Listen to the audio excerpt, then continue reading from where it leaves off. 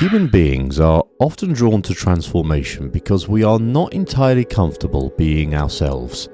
We want to become calmer, wiser, deeper, and freer. Sometimes we call that healing. Sometimes we call it growth. Sometimes when the language becomes more luminous, we call it awakening. But beneath all of those words, there is often a quieter, more desperate hope that somewhere, somehow, we might finally be released from the burden of being the person we have always been. Most spiritual journeys begin with this kind of dissatisfaction. It's not necessarily a product of misery. More often, it's a strange, persistent sense that the ordinary life cannot be all there is. We imagine that if we can just find the right door, we can shed our old personality like a heavy coat and step into a hidden room behind ordinary consciousness. We go looking for a version of ourselves that is no longer touched by the mundane frustrations of being human. In the early 1960s, Richard Alpert had the kind of life many people are told to want. He had the education, the status of a Harvard position, and access to the most elite intellectual circles of his time. He was a psychologist, a man trained to study the very machinery of the self. And yet, beneath the professional recognition and the academic achievement, there was something hollow. He entered the psychedelic territory alongside Timothy Leary, exploring the effects of chemistry on the mind, and I think we all know what I mean by chemistry. But where Leary became the evangelist of expansion, Alpert eventually became the map for the return journey. He represents what happens when the psychedelic door opens, but the person walking through it realizes that a door is not a destination. He entered the counterculture through charisma and research, but he became Ram Dass, which is a name you will know, through something much harder to classify: devotion, surrender, service, and the slow, often painful dismantling of the person who wanted to be enlightened. It was a transition from the architecture of the intellect to the architecture of the heart. We often imagine spiritual awakening as a moment of escape. A veil lifts, a door opens, and the false self finally falls away. But the life of Ram Dass asks a more difficult question. What if awakening is not the moment you leave yourself behind? What if awakening is the moment you finally stop running from being human? This is where we enter the life of Richard Alpert. This is the story of the man who went looking for God through psychedelics, found a guru in India, became Ram Dass, and spent the rest of his life learning that the path does not lead away from our humanity. It leads right back into it.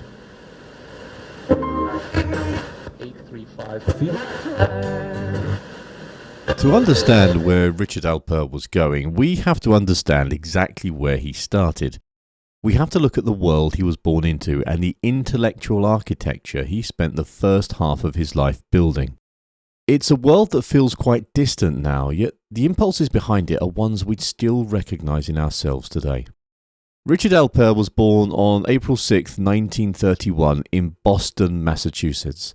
He grew up in a world of high expectations and clear definitions of success. His father was a man of significant influence, a lawyer and the president of the New York, New Haven and Hartford Railroad. From the beginning, Alpert's life was oriented toward achievement, toward the acquisition of status, and toward the mastery of the systems that run our society. By the time he reached adulthood, he had followed the official route to knowledge as perfectly as one could. He studied at Tufts, then Wesleyan, and finally earned his PhD from Stanford. By the late 1950s, he had secured a position at Harvard. He was a rising star in the Department of Psychology, a man with the right credentials, the right clothes, and the right intellectual pedigree. We should pause for a moment then to consider the version of psychology Alpert was practicing then. In the post-war confidence of the mid-20th century, psychology was a discipline on the rise. It was a field that believed the human mind could be studied, mapped, and perhaps even improved through rigorous observation. Alpert's early professional identity was rooted in the study of personality, motivation, and human development. He was trained to look at the machinery of the self from the outside. Now, there's a particular kind of safety in that position. When you're the one holding the clipboard, when you're the one designing the experiments and publishing the papers, you are in control. You are the observer, and the human condition is your subject. For Alpert, The self was something to be analysed, categorised and managed. He was an expert in the very thing he would eventually spend his life trying to dismantle. But even then, in the midst of all that institutional prestige, there was a quiet, persistent hollow. Alpert later spoke about this period with a great deal of honesty. He had the Mercedes, he had the house, he had the respect of his peers, and he was a successful therapist. He was teaching others how to live, how to be more adjusted, how to navigate their own motivations. But he realised that he wasn't particularly happy. He was successful by every metric his culture provided, but he was still a prisoner of the same anxieties and the same sense of incompleteness that he was supposed to be curing in others. Now, this is a tension that many of us feel. We build our lives according to the maps we're given. We get the degrees, we find the careers, we accumulate the markers of a good life.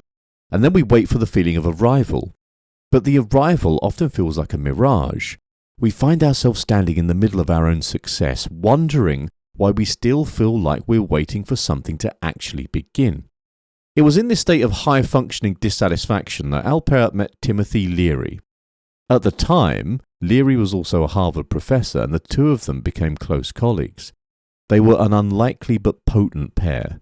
Where Alpert was concerned with the structures of personality, Leary was becoming increasingly obsessed with the possibility of breaking those structures altogether. Together, they began the Harvard Psilocybin Project. This was the moment the door began to crack open. They were exploring the effects of psilocybin and later LSD, not as street drugs, but as tools for consciousness research. They wanted to know what happened to the human mind when the ordinary gates of perception were pushed wide open. What's fascinating about this period is that Alpert didn't immediately drop his academic persona. At first, he approached these substances as a scientist. He brought the same analytical mind to the psychedelic experience that he'd brought to his studies at Stanford. He wanted to map the trip. He wanted to understand the variables. He was still the psychologist studying the machinery of the self, even as that machinery was beginning to melt in front of his eyes. In his early experiments, Alpert and Leary weren't yet the countercultural icons that they'd become. They were explorers of a new frontier, believing that chemistry could provide a shortcut to the kind of transformation that usually took decades of contemplative practice. They thought they'd found a way to bypass the slow work of the ego and step directly into the light. This was the beginning of the psychonaut era. It was a time of immense optimism, the belief that we could use the tools of the modern world to solve the ancient problem of human suffering. If the problem was the ego, and we had a drug that could temporarily dissolve the ego, then surely we'd found the answer. But there was a subtle trap in this approach, one that Alpert would eventually recognize. When you use your intellect to study the dissolution of your intellect, you are still the one in charge. You're still trying to master the experience. You're still Richard Alpert, the Harvard professor, trying to be the most enlightened person in the room. The self was trying to use a drug to commit suicide, but it was doing so in a way that would allow it to take credit for the result. Alpert's life at this stage represents the official route to knowledge, credentials, research, institutions, and measurable outcomes. He was operating within the post-war belief that everything could be improved if we just had enough data and the right technique. He'd helped open the door to expanded consciousness, but he was still standing on the threshold, trying to figure out how to fit the infinite into a research paper. The tension was building. On one side was the world of Harvard, with its rules, its dignity, and its requirement for objective distance. On the other side was the raw, unmediated experience of the psychedelic state, which made the rules of Harvard look like a child's game. Alpert was living in two worlds that could not possibly remain compatible for long. He was beginning to see that the problem with a door is that it doesn't tell you what to do once you're on the other side. You can walk through it, you can admire the vista, you can experience the awe, but eventually you have to walk back through that door into your own life. And when Richard Alpert walked back through, he found that the person he'd spent 30 years building no longer felt like a home. He'd opened the door, but he had no idea how to live in the house. Alpert's journey is a mirror for our own attempts to solve ourselves through information or peak experiences. We think that if we just read enough or meditate enough or have the right profound insight, the problem of being us will finally go away. We want the door to be an exit. But as he was about to discover, the door is only the beginning. The real work isn't in the opening. It's in what happens when you realize you still have to be someone when you come back.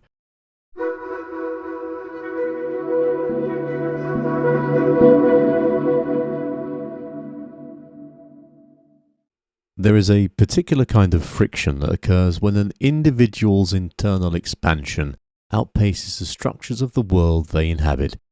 In 1963, that friction became a fire. For Richard Alpert, the complication didn't arrive as a quiet realization. It arrived as a public expulsion from the very temple he'd worked so hard to enter. Harvard University is an institution built on the preservation of boundaries.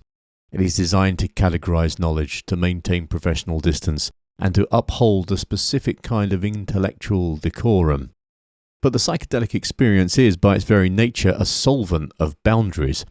You can't easily maintain the persona of a detached Harvard professor when the drug you're studying is telling you that the persona itself is a polite fiction. The official end came in the spring of 1963. Alpert was fired, alongside Timothy Leary, marking the first time in the 20th century that Harvard had dismissed faculty members in such a manner. The specific charge against Alpert was that he had given psilocybin to an undergraduate, violating a standing agreement with the university, but the deeper cause was cultural. Alpert and Leary had stopped behaving like scientists and started behaving like initiates. They were no longer studying a phenomena, they were living it. When you lose the identity that's defined you for 30 years, something strange happens. There's a moment of terrifying lightness. Alpert was no longer a professor. He was no longer a respected psychologist. He was, in the eyes of his peers and his father, a social deviant. He traded the most prestigious platform in the world for a handful of pills and a reputation in ruins. This is where the complication deepens. We might expect that being freed from the constraints of Harvard would have led Alpert directly to the peace he was seeking. If the system was the problem, then leaving the system should have been the solution. But Alpert soon discovered a much more stubborn obstacle, the nature of the psychedelic experience itself. For the next few years, Alpert lived at the Hitchcock estate in Millbrook, New York. It was a grand, decaying mansion that became a laboratory for communal living and high-dose exploration. There were no longer any deans to answer to, there were no more research protocols, there was only the quest for the permanent high. But there was a shadow in this quest, a psychological trap that Alpert began to observe with increasing distress. He called it the problem of coming down.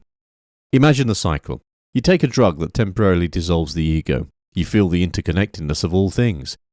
You experience a love that is not conditional on your personality or your achievements. You feel for a few hours like you've finally arrived home. But then the drug begins to fade. The lights in the room become just lights again. The profound insights begin to feel like half-remembered dreams. And most painfully, the old Richard Alpert, with all his anxieties, his need for approval, and his intellectual grasping, is waiting right there at the bottom of the trip. He was caught in the revolving door.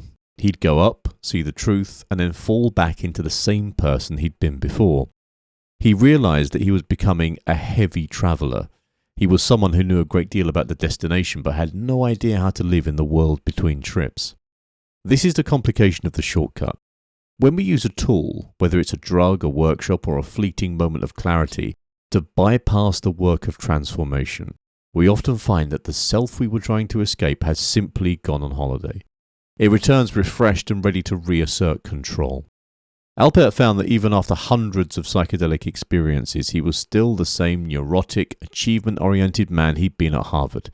He was just a version of that man who now had more interesting stories to tell. The tension at Millbrook began to turn into a kind of frantic desperation. There was a sense that if they just took more or stayed in the experience longer, that always helps, doesn't it? Take more drugs. They could finally bridge the gap. But the gap remained. The psyche has a way of reassembling itself. The ego is an incredibly resilient architect. It can incorporate even the most transcendent experiences into its own story of being the one who is enlightened. Alpert started to look at his colleagues and himself with a new kind of clinical clarity. He saw that they were becoming a kind of elite. They'd replaced the Harvard hierarchy with a psychedelic one. They were still competing. They were still judgmental. They were still trapped in the somebodiness of their lives. They'd found a door, but they were just standing in the hallway, opening and closing it over and over again, and never actually moving into a new way of being. In 1967, this reached a breaking point. Alpert's mother passed away, an event that grounded the abstract questions of life and death in a way that no chemical experience could match. He felt the weight of his own human grief and the insufficiency of his maps. He was 36 years old, he'd been a professor, a rebel and a psychonaut, and yet he felt he knew nothing about how to actually be human in the face of suffering. He decided he had to leave. He didn't just need another experience, he needed a method. He needed to find someone who lived in the state that he could only visit through chemistry. He was looking for the permanent version of the light he'd seen. He travelled to India, not as a teacher but as a desperate seeker. He took a suitcase full of LSD with him. I'm sure TSA would love that now. A final insurance policy in case the East had nothing better to offer. It is a poignant image. A middle-aged American man wandering through India carrying the very thing he was trying to outrun in his luggage. He was looking for a person who didn't need the drugs. He was looking for a way to stay high without the chemicals. But beneath that, he was still operating on the same logic that had driven him at Harvard. He was looking for the ultimate technique, for the secret information that would finally fix the problem of being Richard Alpert. What he didn't realize yet was that the problem wasn't something to be fixed. The complication wasn't that he was coming down. The complication was the man who was so afraid of the descent. He was still trying to use his will to conquer his own nature. He was about to meet a small, elderly man who wouldn't give him a new technique, but would instead begin the slow, agonizing process of showing him that the man who wanted to be enlightened was the only thing standing in the way. As we leave Alpert on the road to India, we might ask ourselves about the shortcuts that we seek. We all have our version of the revolving door, the habits or insights that make us feel better for a moment, only to leave us back where we started. Is it possible that the frustration of coming down isn't a failure of the method, but a reminder of something we're trying very hard to ignore?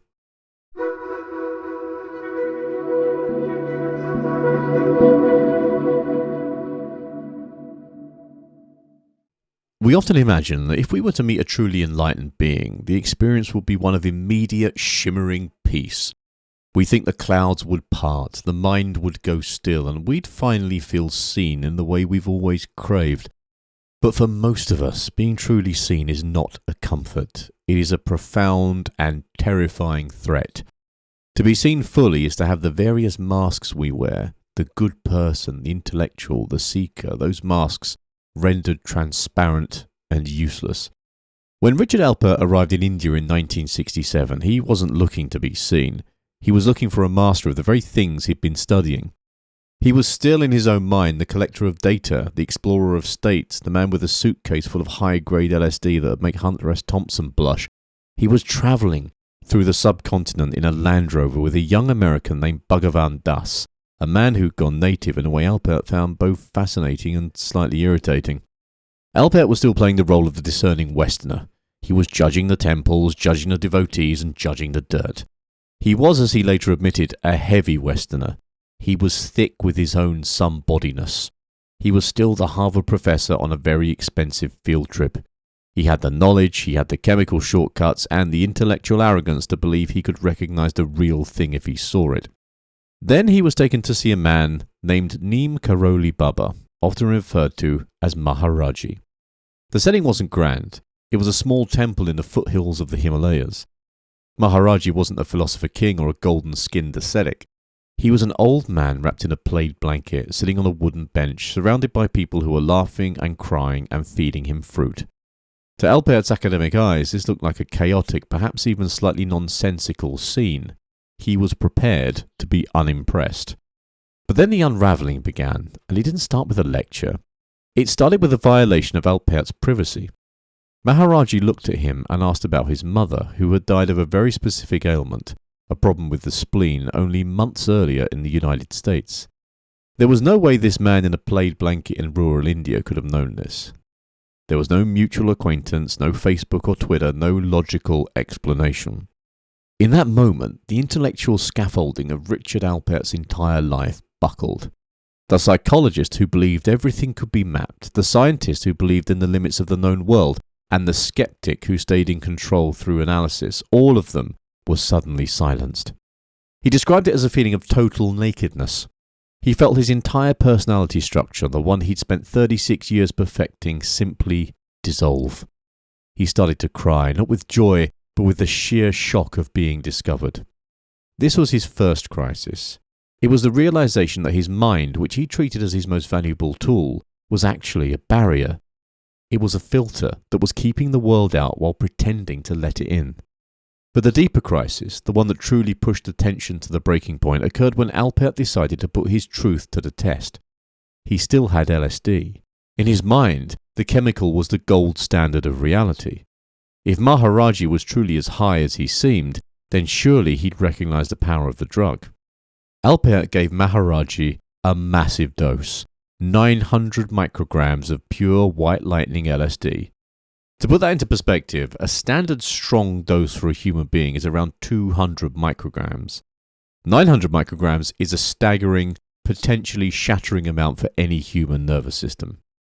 Alpert watched his scientific training taking over, waiting for the pupils to dilate, for the breathing to change, for the man to begin drifting into the psychedelic state. He waited for the expert to be validated.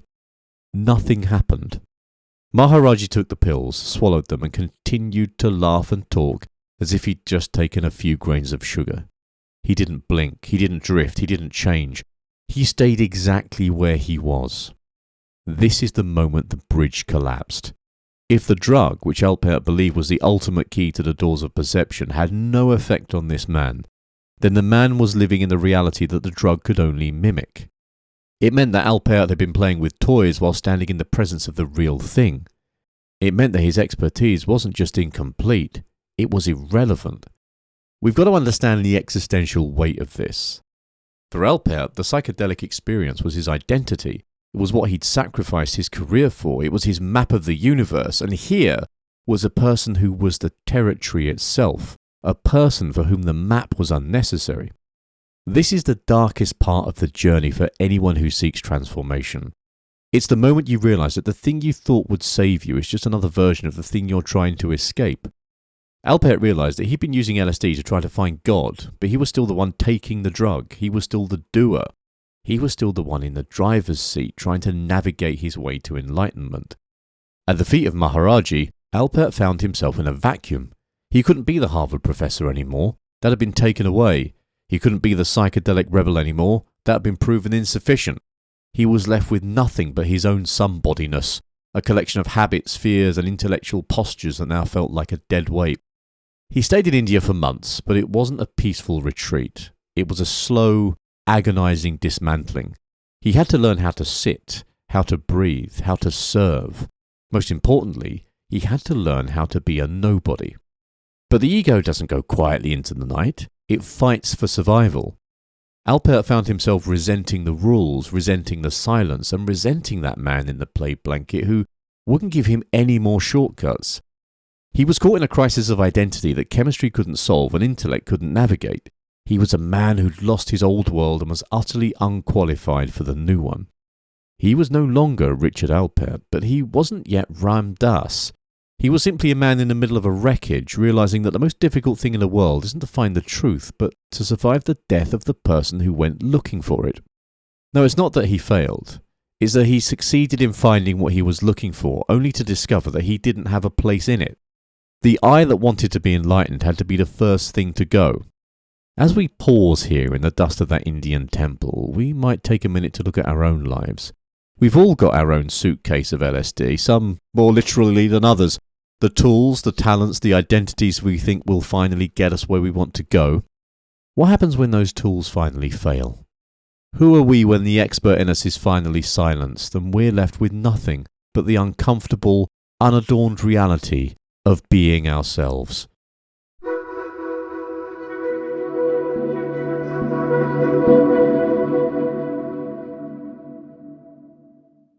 When the structures of our identity finally collapse, we are usually left in a state of profound disorientation. We feel as though we've been evicted from ourselves. For Richard Alpert, sitting in the dust of a small temple in India, this was not a poetic metaphor. It was a literal reality. He was no longer the Harvard professor, no longer the high priest of the psychedelic movement, and not yet anything else. He was simply a middle-aged man who'd run out of tricks. In the language of the spiritual traditions he was now immersing himself in, this state is often sought after. But in the actual experience of it, it feels like a death. It's the death of the doer, the part of us that believes if we just apply enough effort, enough intelligence, or enough willpower, we can conquer the mystery of our own existence. Maharaj-ji, the man in the plaid blanket, did not offer Alpert a new set of credentials to replace the ones he'd lost. He didn't give him a new theory to teach. Instead, he gave him a name, Ram Das. It means servant of God. To the Western ear, and certainly to the ear of a man like Richard Alpert, the word servant can sound regressive. We are a culture built on the idea of mastery, of being the captains of our own souls. To be a servant sounds like a loss of agency. But for Alpert, this name was the beginning of his revelation. It was the shift from the I who wants to attain to the I who is willing to be used. The insight that began to emerge from the wreckage of his crisis was not about achieving a permanent high. It was about the cultivation of a different part of the mind altogether. He began to call it the witness. This is perhaps the most critical turning point in the story, and it's the moment where his journey becomes most relevant to our own. Alpert realized that as long as he was fighting his ego, he was still trapped in it. If you are angry at your ego, you are just an angry ego. If you're proud of your spiritual progress, you're just a proud ego. The self is a master of disguise. It can wear a saffron robe just as easily as it wears a lab coat. The revelation was that you don't kill the ego. You don't transcend it through chemistry or beat it into submission through asceticism. Instead, you develop a part of your consciousness that can simply watch the ego without judgment. He began to see his personality, the neuroses, the need for attention, the intellectual vanity, the Richard Alpertness of it all, not as a mistake to be corrected, but as a set of habits to be observed. He would say, look at that. There's Richard being an expert again. There's Richard wanting people to think he's deep. This sounds simple, but it's a radical shift in the architecture of the human experience. It moves the center of gravity from the drama of the personality to the quiet of the observer. It allows for a kind of compassionate distance. You're no longer drowning in the river of your own thoughts. You're sitting on the bank, watching the river flow by. This leads us to the core of what became his most famous teaching, be here now. We often treat that phrase as a greeting card slogan, a bit of light advice about being mindful. But for Ram Dass, it was a hard-won realization about the nature of time and identity. Most of our suffering is a product of our somebodyness trying to protect itself in a future that hasn't happened, or justify itself in a past that's already gone. To be here now is to let go of the somebody who's busy planning their own transformation and to simply occupy the only moment that actually exists. But there was another layer to this revelation, one that separated Ram Dass from many of the other spiritual teachers of his generation. He realized that the point of the path wasn't to stay in a meditative bubble. It wasn't about staying in India or sitting on a cushion. The revelation was that the world itself, with all its messiness, its suffering, its politics, and its ordinary demands, was the loom on which the soul is woven. He began to understand the concept of karma yoga, the yoga of action. He realized that his mother's death, his father's disappointment, his own failing health, and the needs of the people around him were not distractions from his spiritual life. They were his spiritual life. There's a story from this period that illustrates this perfectly. Ram Dass was still in India, practicing intense meditation and silence. He was feeling very holy, very detached, very advanced. Then he received word that his father was ill back in America. His first instinct was to stay in the purity of the temple. He thought, I'm doing the real work here. I shouldn't be pulled back into the mundane drama of family. But the insight that hit him was that if he couldn't be Ram Dass while taking care of his aging father in Boston, then he wasn't really Ram Dass at all. He was just a guy in a costume playing a role. This is the point of clarity. The spiritual journey doesn't lead us away from our humanity. It leads us into a deeper, more honest engagement with it. You don't become an angel. You become a more conscious human. You don't stop being Richard Alpert. You just stop being so burdened by him. When he finally returned to America in 1969, he looked different. He had a long beard, he wore white robes, and he stood barefoot in his father's living room. To the outside world, he looked like he'd joined a cult, but internally, he'd found a kind of stability that the white lightning LSD had never been able to provide. He brought back a manuscript that would eventually become the book Be Here Now. It was a strange, hand-stamped, chaotic and beautiful document. It wasn't a textbook, it was a map of a journey that ended exactly where it began, in the present moment. The revelation was this: you don't need to go anywhere to find what you're looking for. You are already it. But you have to go through the entire journey, the Harvard years, the psychedelic years, the Indian years, just to realize that the person who started the journey was already standing in the right place. He was no longer trying to get high, he was trying to be the high. And he realized that being high simply meant being fully present without the filter of the ego's demands. It meant looking at another human being and seeing not a patient or a subject or a rival, but another soul who was just as confused and just as beautiful as he was. This shift from doing to being is the bridge to our final section. It's the moment where the psychonaut becomes the servant. We often treat our daily chores, our difficult relationships and our personal flaws as the stuff we have to get through so we can finally start our real life. But what if the stuff's the point? What if the very things we're trying to transcend are the tools that we're supposed to be using to wake up?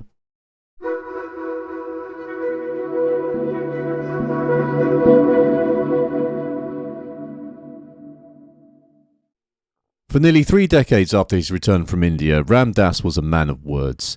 He was a storyteller, a lecturer, a bridge builder between the ancient traditions of the East and the hungry, searching minds of the West. He was incredibly good at it. He had the timing of a stand-up comedian and the precision of a trained psychologist. He travelled the world, filling halls and theatres, teaching us how to watch our egos and how to be here now. But there's a subtle danger in becoming a professional teacher of transformation. You can become the expert on being a nobody. You can build a new, very successful identity around the idea of having no identity. Ram Dass was aware of this. He often joked that he was just a spiritual entertainer. Yet, the more successful he became, the more he was once again at risk of being trapped by a role. He was no longer the Harvard professor, but he was now the Baba, the father figure of a movement. Then, in 1997, life provided the final, most brutal unravelling. At the age of 65, Ram Dass suffered a massive stroke. It was a physical catastrophe that nearly killed him and left him with expressive aphasia and partial paralysis. The man whose entire life was built on his ability to speak, to articulate the subtle nuances of the soul and to command the room with his voice, was suddenly silenced. He struggled to find the most basic words. He was confined to a wheelchair. The architect of the heart found himself trapped in a body that would no longer follow his instructions. We often think that the goal of a spiritual or psychological path is to reach a place where we are beyond suffering. We imagine that if we do the work correctly, we'll eventually be rewarded with a smooth exit. But the stroke didn't care about Ram Dass's credentials. He didn't care about his hundreds of hours of meditation or his service to the dying. It was a cold biological fact, and it forced him into a confrontation with the one thing he hadn't fully yet mastered, the total dependency of being human. He spent the first year after the stroke in a state of profound depression and confusion. He felt that he'd failed. He felt that his silence was a punishment. He looked at his life and saw the ruins of the person he thought he'd become. He was back in the vacuum, but this time there was no India to travel to and no drug to provide a temporary escape. There was only the wheelchair, the slow therapy sessions, and the silence. But it was in this silence that the final, deepest revelation occurred. He began to refer to the stroke not as a disaster, but as fierce grace. This is a difficult concept to stomach. We don't want grace to be fierce, we want it to be gentle, we want it to be a sunset or a kind word. But Ram Dass realized that the stroke had done for him what he could never do for himself. It had finally, completely destroyed the expert. It had stripped away the last of the somebodyness that could still hide behind a clever lecture. When he eventually returned to the public eye, he was a different man. He spoke slowly, with long pauses as he searched for words. He was no longer trying to entertain. He was no longer trying to prove anything. He was simply there. There's a profound shift that happens when we stop trying to do our lives and start simply being them. In his final years in Maui, Ram Dass moved into a state he called loving awareness. He would sit for hours looking at the ocean, looking at the people who came to see him, and he would say, "I am loving awareness." He wasn't saying I'm a person who's aware of love. He was saying that the awareness itself is love. Now this is the landing for us.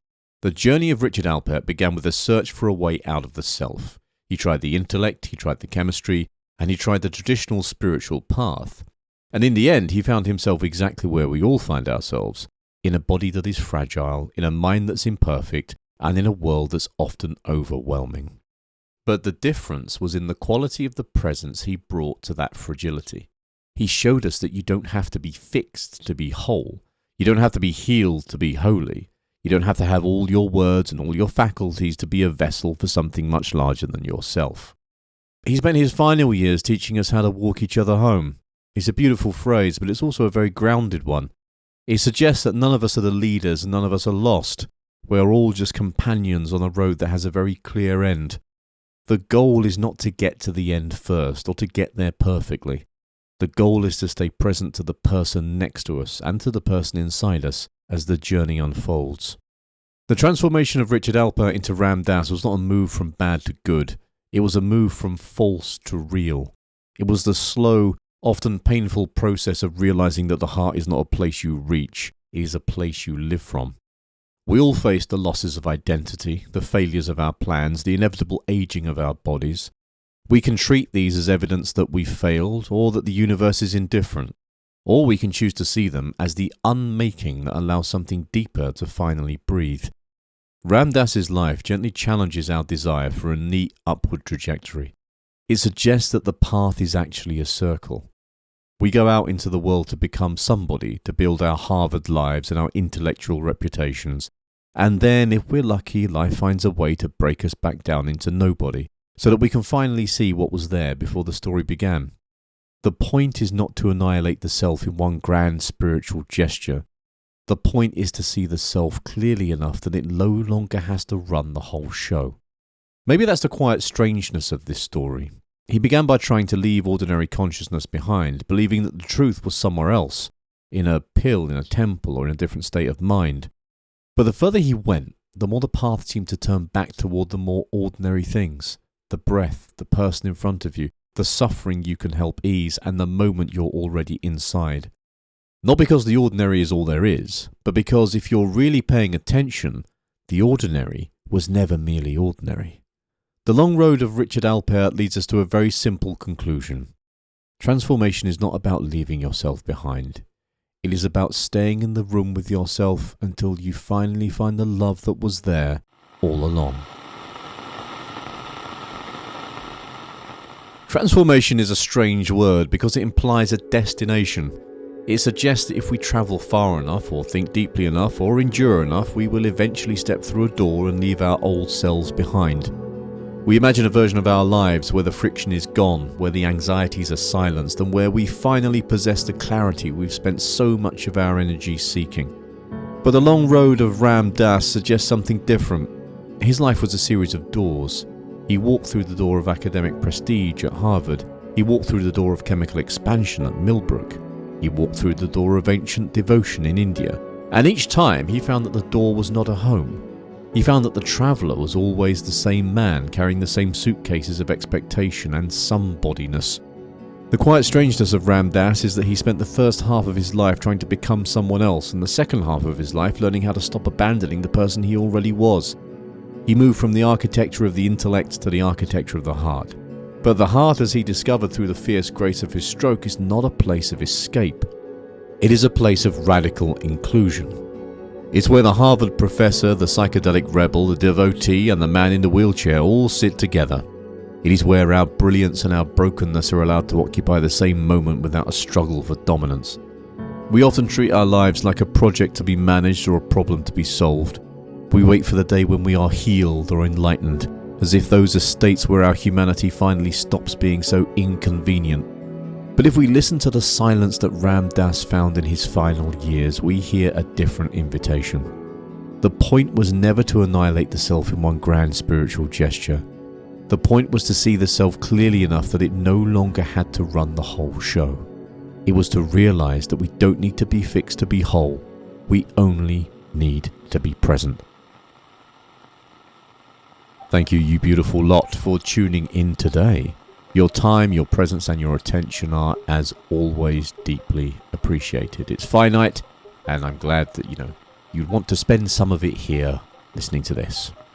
As you move through, this is my little He-Man outro moment. As you move through the rest of your day, it might be worth noticing where you're trying to outrun yourself. Notice the moments when you feel that if you could just change one more thing or understand one more concept, you would finally arrive. You don't need to judge that urge, you don't even need to fix it, just notice it.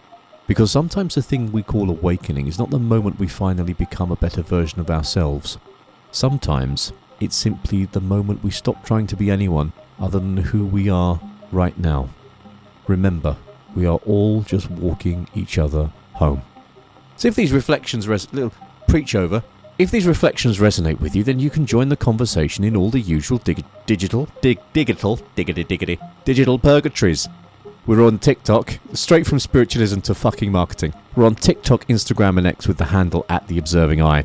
We are on YouTube at youtube.com/@TheObservingEye. And we are on Substack, which is the home of the podcast, @TheObservingEye.com.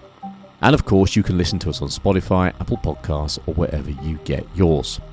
We had some spicy comments on YouTube this week. It was great. Some people are just really angry, just in general. Just to be clear, if you're a dick, I'm going to kick you out. This is my house, so you take your fucking shoes off, basically. You can also drop me an email. I'm going to get some good ones for that. You can also drop me an email at david@theobservingeye.com. I do read them, and I'll do my best to get back to you as soon as I can. So if you want to recommend a subject for an episode, or you just want to say hi, feel free to send me a message.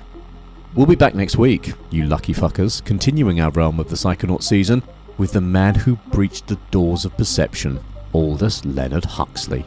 Until then, take care everybody, much love, and I'll catch you soon.